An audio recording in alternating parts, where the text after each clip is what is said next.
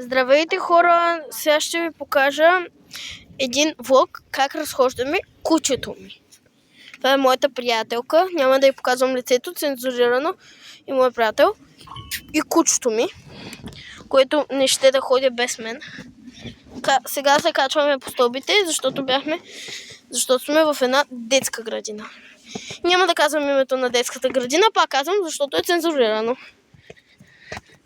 Сега се качваме. Ето. Той е много щастлив, между другото. Той обича да се разхожда, също няма да казвам името и на кучето ми.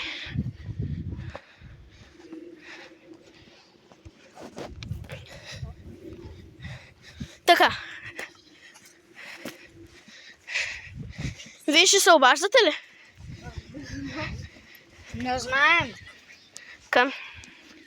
Арни! Хайде, Арни! Ти му каза името.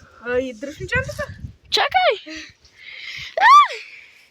Тя се заплете с тебе! Ти ми каза вече моето име и на кучето името. Мене ми звънят. Направо страхотно. Мене ми звънят. Да го спра ли? След кратка пауза, понеже моята приятелка говори с родителите си, е време да продължим влога. Моето куче, понеже е много непослушно, то върви само в краката ми. Моите крака. Ето го кучето! Ето го за подозрителния.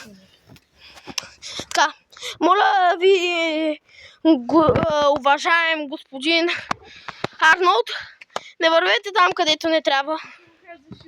Да. То не се чу. То твоето не се чу. Защото не си го казала.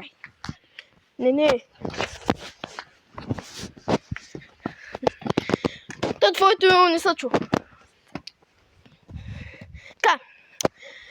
Хайде, уважаем, сега ще ви покажем как бяга, понеже той е като светкави яйца. Фил. Вижте го какъв е сладур. Ма той е бомбон, бе.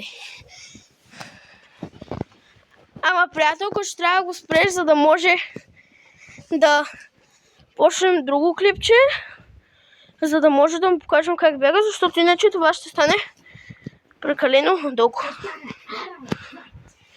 Ще стане прекалено дълго. Коя? Вижте, хора, заподозряна котка. Вижте. Ма това е твоята котка ли? Не. Ето го кучето ми.